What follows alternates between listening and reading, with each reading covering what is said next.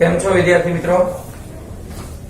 વર્તુળ સ્વાધ્યાયની અંદર આપણે સ્વાધ્યાય 10.2 આ પહેલા આપણે વર્તુળ વિશેની બધી જ સમજૂતી લીધી. વર્તુળની અંદર કયા કયા ભાગો આવે, સ્પર્શકની અંદર કયા કયા પ્રકારની પરિસ્થિતિમાં કેટલા સ્પર્શક મળે એ પણ આપણે જોયું. આ સિવાય આપણે બે પ્રમેય સાબિત કરેલા હતા. આ બે પ્રમેય મેં તમને વાત કરી હતી કે લગભગ દાખલાઓની અંદર ઉપયોગમાં આવશે. એમાંથી આપણે એક પ્રમેય આ રીતે લીધેલો હતો કે વર્તુળની અંદર ત્રિજ્યામાંથી સ્પર્શક સાથે જે રેખાખંડ દોરવામાં આવે એ સ્પર્શક સાથે લંબ હોય. આ રીતનો પ્રમેય આપણે એક સાબિત કરેલો હતો. બીજો પ્રમેય જે હતો એ સ્પર્શકોની લંબાઈ સમાન હોય એ ટાઈપની આપણે થિયરી સમજાતા.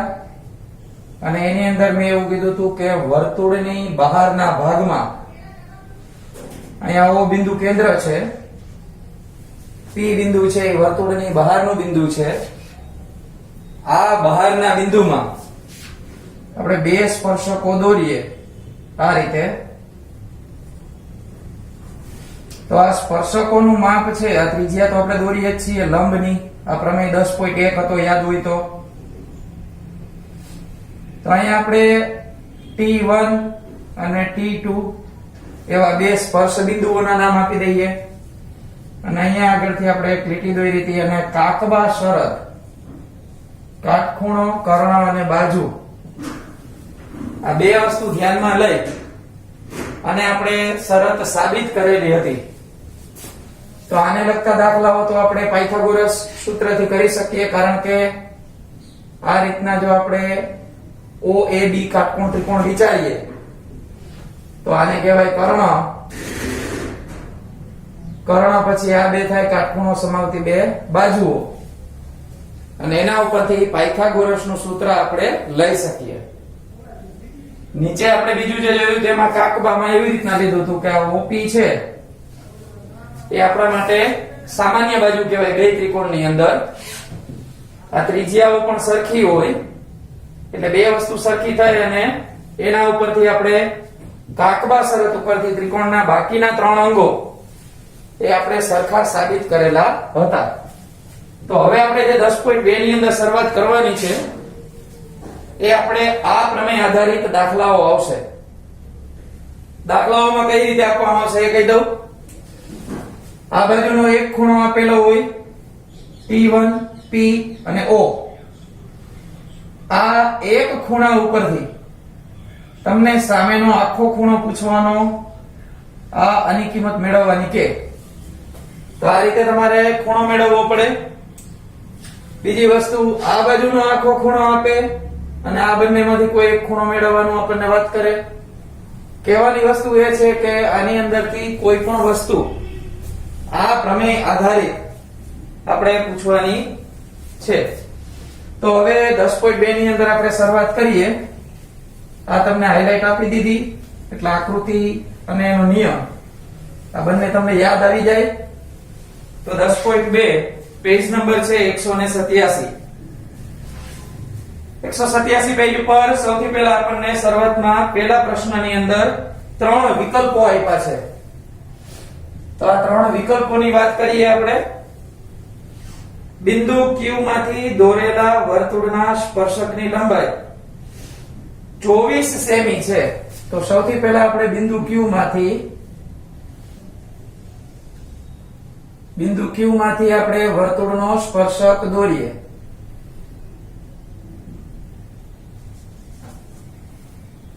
આ સ્પર્શક આપણે આગળ સુધી લંબાવીએ. અહીંયા O બિંદુ નામ આપી દઈએ. આ સ્પર્શકની લંબાઈ છે એ 24 સેમી છે. તો સ્પર્શકને આપણે ક્યાંક છેડો તો આપવો પડે. માની લ્યો કે અહીંયા છેડો આપી દઈએ તો આટલી લંબાઈ છે એ 24 સેમી છે. અને Q બિંદુમાંથી આપણને વર્તુળનો સ્પર્શક કીધેલો છે. આગળ વાંચીએ રકમ. વર્તુળના કેન્દ્રથી તેનું અંતર 25 સેમી છે. કેન્દ્રથી તેનું અંતર 25 સેમી છે. તો વર્તુળની ત્રિજ્યા શોધો એટલે જે q લખેલો છે આપણે અહીંથી કાઢી અને અહીંયા કરવો પડે, કારણ કે આ અંતર તો જ પોસિબલ બને. તો આ q છે અહીંયા આપણે કરી નાખીએ 25 સેમી. હવે આપણને પૂછ્યું છે છેલ્લી લીટીમાં કે વર્તુળની ત્રિજ્યા શોધો. તો ત્રિજ્યા એટલે આ રીતે પ્રમેય 10.1 માં આપણે શીખી ગયા છીએ કે અહીંયા લંબ રેખાખંડ બને. તો અહીંયા આપણે કોઈ પણ એક નામ આપી દઈએ, માની લઈએ કે આપણે આને ટી બિંદુ નામ આપી દઈએ. તો ગણતરી છે એ આપણે આ રીતે કરી શકીએ કે વર્તુળનું કેન્દ્ર છે એને આપણે નામ આપ્યું છે O. આગળ ધારો કે એવો શબ્દ લખી નાખીએ, કારણ કે આ આકૃતિ આપણને રકમમાં ક્યાંય એવું નથી કીધું કે આવા નામ આપો, આપણે જાતે આપેલા છે એટલા માટે આપણે એને ધારો કે એવું લખીને કરીએ.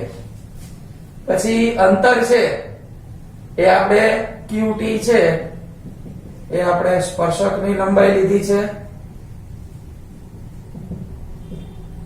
અને એ આપી છે આપણને 24 સેમી. આને આટલું કાઢી નાખીએ એટલે વધારાનું નડે નહીં આપણને. ત્યાર પછી O થી Q એ જોઈએ તો આપણને 25 સેમી આપેલું છે અને O થી T એ છે વર્તુળની ત્રિજ્યા અને એ આપણે મેળવવાની છે. તો સૌથી પહેલા આપણે એમ કહી શકીએ કે પ્રમેય 10.1 મુજબ આ OT છે એ લંબ હોય QT ને, માટે ત્રિકોણ OTQ કાટકોણ હોય. અને કાટકોણ ત્રિકોણ હોય તો આપણે પાયથાગોરસના સૂત્રને યાદ કરવાનું રહે. તો લખીએ પાયથાગોરસ પ્રમેય મુજબ. આ પાયથાગોરસ પ્રમેય મુજબ આપણે જોઈએ તો કર્ણ થશે OQ. OQ નો સ્ક્વેર બરાબર OT નો સ્ક્વેર પ્લસ QT નો સ્ક્વેર. જે વસ્તુ આપણી પાસે હશે એમાંથી કોઈ પણ બે જ અવેલેબલ હશે, ત્રીજી મેળવવાની થશે. તો OQ નો સ્ક્વેર છે એ આપણી પાસે 25 આપેલો જ છે. OT નો સ્ક્વેર આપણે મેળવવાનો છે. QT નો સ્ક્વેર છે એ 24 છે. તો 25 નો વર્ગ આપણે કરી નાખીએ 625. અહીંયા આગળ OT નો સ્ક્વેર એમનેમ રહેશે. આ 24 નો વર્ગ કરશું આપણે 576. 576 ને આ બાજુ લઈ આવીએ માઈનસ થશે. આ 625 માઈનસ 576 બરાબર OT નો સ્ક્વેર. બાદબાકી આપણે કરીએ તો આપણને મળશે 49. OT નો સ્ક્વેર 49 મળે અને સ્ક્વેર કાઢીએ તો સામે સ્ક્વેર રૂટ કરવું પડે એટલે આપણને OT નું માપ 7 સેન્ટીમીટર મળે. તો આની અંદર આપણે ઓપ્શન જોઈએ તો ઓપ્શનમાં આપેલું છે આપણને આન્સર A. હવે સ્વાધ્યાય 10.2 ની અંદર દાખલા નંબર 2 માં આપણે આગળ વધીએ. તો દાખલા નંબર 2 પેજ નંબર 187. આપણને રકમ આ રીતે આપેલી છે કે જો TP અને TQ એ O કેન્દ્ર વાળા વર્તુળના ખૂણો POQ બરાબર 110 અંશ બને એવા સ્પર્શકો છે તો PTQ ખાલી જગ્યા આપણને આપેલા છે. તો આની આપણે આકૃતિ જોઈએ તો સૌથી પહેલા તો આપણને જે સ્પર્શકો આપેલા છે એ આપણે નક્કી કરીએ. તો આ વર્તુળની અંદર TP અને TQ એટલે કે T કોમન છે. તો અહીંયા આગળથી આપણે એક સ્પર્શક દોરીએ, અહીંયા આગળથી બીજો સ્પર્શક દોરીએ, અહીંયા T, અહીંયા આગળ આપણે P કરી નાખીએ, અહીંયા Q કરી નાખીએ. આપણી પાસે O બિંદુ છે એ કેન્દ્ર છે તો અહીંયા આગળ O કેન્દ્ર, આ આપણા ત્રિજ્યાઓ બે દોરી નાખીએ કે જે સ્પર્શકો સાથે લંબ હોય. આપણે જે ખૂણાનું માપ આપ્યું છે એ છે POQ. તો POQ આ આખે આખા ખૂણાનું માપ 110 અંશ આપેલું છે. હવે આ 110 અંશની અંદર આપણે PTQ મેળવવાનો છે. તો P T અને Q આ ખૂણાનું માપ આપણે મેળવવાનું થાય. તો એક વસ્તુ વિચારીએ આપણે, તો અહીંયા આગળ ચાર ખૂણાવાળો ચતુષ્કોણ બને છે. તો સૌથી પહેલા લખી નાખીએ આપણે POQT, ચતુષ્કોણ POQT માં ચારેય ખૂણાના માપનો સરવાળો, ચારેય ખૂણાઓના માપનો સરવાળો 360 અંશ થાય. હવે તો આપણે ચારેય ખૂણાનો સરવાળો કરીએ, એમાંથી આપણે પ્રમેય મુજબ શીખી ગયા છીએ કે આ ખૂણો 90 અંશનો બને. તો આપણે સૌથી પહેલા OPT, ખૂણો OPT એટલે P ને હાઇલાઇટ કર્યા, પછી લખીએ પ્લસ ખૂણો PTQ, પછી લખીએ TQO, અથવા O થી બોલીએ તો OQ અને T, અને ચોથો ખૂણો POQ, ખૂણો POQ બરાબર 360 અંશ. જેના માપ આપણી પાસે છે અને પ્રમેય મુજબ જાણીએ છીએ એ આપણે લખતા જાય. તો OPT નું માપ આપણી પાસે 90 હોય, PTQ નું માપ આપણે મેળવવું છે, ખૂણો OQT આપણી પાસે 90 છે,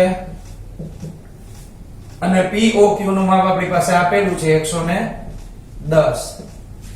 તો એક માપ જે આપણે મેળવવું છે એને એકલા કરીએ, ખૂણો PTQ, આ બધાનો સરવાળો કરીએ 90 અને 90 180, એમાં 10 નાખીએ એટલે 190, હજી 100 નાખીએ એટલે 290, આ 360. 290 ને સામે બાજુએ લઈ જાય તો 360 ઓછા 290, તો ખૂણો PTQ બરાબર આપણને સરવાળો મળે 70. તો અહીંયા આગળ આપણી પાસે ઓપ્શન બી આન્સરમાં આપેલો છે, જે આપણો સાચો જવાબ ગણાય. ત્યાર પછી દાખલા નંબર 3 એની રકમ તરફ આગળ વધીએ. તો ત્રીજા દાખલામાં આપણને જે વિગત આપી છે એ જોઈએ. O કેન્દ્રવાળા વર્તુળને P માંથી દોરેલા સ્પર્શકો PA અને PB વચ્ચે 80 અંશનો ખૂણો રચાતો હોય. તો પહેલા આપણું વર્તુળ દોરી નાખીએ. O કેન્દ્રિત વર્તુળ, સ્પર્શકો આપણે આ સાઈડ દોરીએ. આ વખતે કોઈ પણ જગ્યાએ સ્પર્શક દોરી શકો તમે. એમાં O કેન્દ્ર કરીએ, પછી કીધું છે PA અને PB. તો અહીંયા આગળ PA, અહીંયા P અને B, આ બે સ્પર્શકો થયા. આના વચ્ચે 80 અંશનો ખૂણો રચાય છે, એટલે કે આ સાઈડ આપણને ખૂણો આપી દીધો છે 80 અંશ. આ આપણી ત્રિજ્યાઓ દોરી નાખીએ આપણે, જે સ્પર્શક સાથે લંબ બનાવતી હોય. હવે આની અંદરથી આપણે જોઈએ છે POA નું માપ, એટલે કે આ સાઈડ નું માપ આપણે જોઈએ છે. તો આ ખૂણાનું માપ આપણે જોતું હોય તો આ દાખલો સેમ ટુ સેમ આના જેવો થયો. કેવી રીતે એ કહી દો. આ બે 90 ફિક્સ અને 110 આપ્યા હતા, 12 નો ખૂણો આપણને પૂછ્યો તો. આમાં શું થયું, આ 90 ફિક્સ, 12 નો ખૂણો આપેલો છે, અંદરનો ખૂણો પૂછેલો છે. તો તમે આ જ રીત સેમ ટુ સેમ આની અંદર કાંઈ ફેરફાર નહીં. અહીંયા P અને Q સ્પર્શ બિંદુ છે, અહીંયા A અને B એવું સ્પર્શ બિંદુ છે. આ સ્પર્શ બિંદુને ધ્યાનમાં લઈ અને તમે આ દાખલો સેમ ટુ સેમ આ રીતે કરી શકો. તો બાજુના દાખલા જેવી જ રીત છે, એટલે તમારે આ જાતે પ્રયત્ન કરવાનો છે. આપણે આને લગતા ખૂણાને આધારે દાખલા થોડાક એક્સ્ટ્રા કરીએ આપણે વધારાના. તો ગયા વર્ષની ટેક્સ્ટ બુક ઉપરથી આપણે એક્સ્ટ્રા દાખલાઓ લીધેલા છે કે જેની અંદર પ્રેક્ટિસ તમારે થોડીક વધારે થાય. આમાં આપણને વિકલ્પ સ્વરૂપે આપેલા હતા, એટલે આપણા દાખલાઓની નીચે જ આ દાખલાઓ જોઈન્ટ કરી દેવાના, એટલે એકસરખી રીત તમે પ્રેક્ટિસ માટે જોઈ શકો. તો રકમ આ રીતે આપેલી છે ગાઈસ. બિંદુ P એ O કેન્દ્રિત વર્તુળ R ત્રિજ્યા, જો આને વચાય આ રીતે, ની બહારનું બિંદુ P છે. P માંથી વર્તુળને દોરેલા, P માંથી વર્તુળને દોરેલા સ્પર્શકો વર્તુળને x અને y માં સ્પર્શે છે. તો આ રીતે આપણને એક કોમન આકૃતિ માટે એક વિગત આપી દીધી. હવે આની અંદર પેટા 4 દાખલાઓ છે. તો પેલો દાખલો જોઈએ.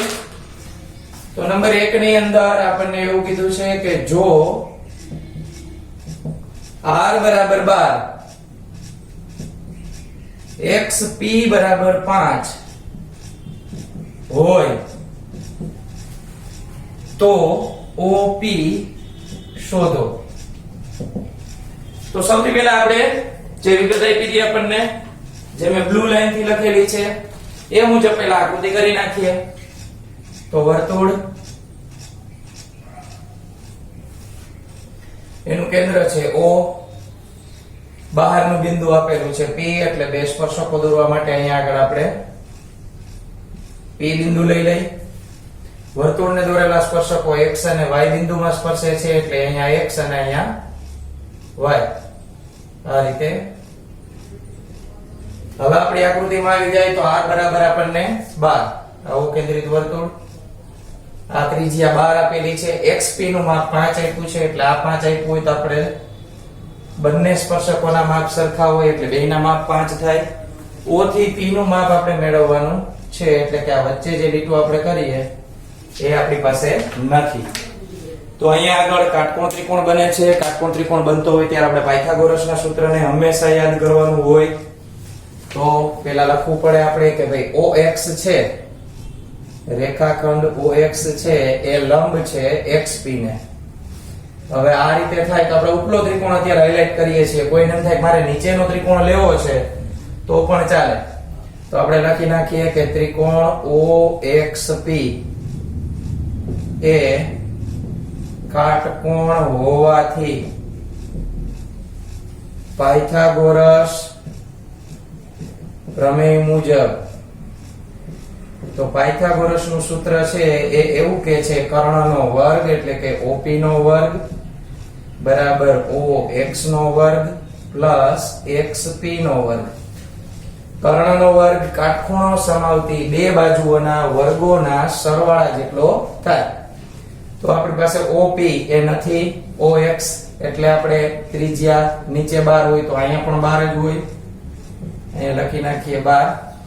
XP એટલે 5, 12 નો વર્ગ 144, અહીંયા મળશે 25 અને ટોટલ મળે આપણને 169. જો વર્ગમૂળ કાઢીએ આપણે તો OP નું માપ આપણને મળે 13. અને એમને ખબર પડી જાય 5, 12 અને 13 ની પાયથાગોરસની ત્રિપુટી છે. ત્યાર પછી આપણે જોઈએ બીજો દાખલો, જેમાં ખૂણા આધારિત દાખલો છે. તો નંબર 2, એમાં આપણને કીધું છે કે ખૂણો XOY નું માપ 110 અંશ આપેલું છે. તો ખૂણો XPO શોધો. તો આ વિગત હમણાં આપણે ટેક્સ્ટ બુક નો જે બીજો વિકલ્પ જોયો એના જેવી આપણને દેખાય છે. તો અહીંયા આગળ આપણે આકૃતિ દોરી નાખીએ પહેલા. તો આ આપણી આકૃતિ થઈ ગઈ. આ O, આપણી બે ત્રિજ્યાઓ, બાજુમાં જે આકૃતિ છે એ જ ટાઈપની આકૃતિ થશે. આપણા સ્પર્શકો જે P, બહારનું બિંદુ છે ત્યાં સ્પર્શે છે. હવે આમાં ખૂણા લખી નાખવાના કે XOY એટલે આ આપણને આપ્યું છે 110. XPO એટલે આપણે અહીંયા વચ્ચેથી ને લીટી કરવી જોશે અને આ ખૂણાનું માપ આપણને પૂછેલું છે. તો સૌથી પહેલા આપણે XOY જે આપ્યા છે એને આપણે અડધા કરવા પડે. અડધા એટલા માટે કરવા પડે કારણ કે આ OP છે એ શું કહેવાય, એનો દ્વિભાજક કહેવાય. તો લખીએ કે OP એ ખૂણા XOY નો દ્વિભાજક છે.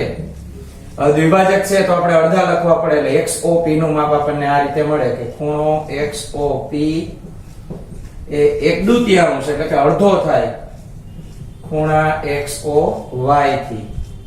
અડધા થશે તો આપણે 110 ના અડધા કરશું એટલે આપણને મળશે 55.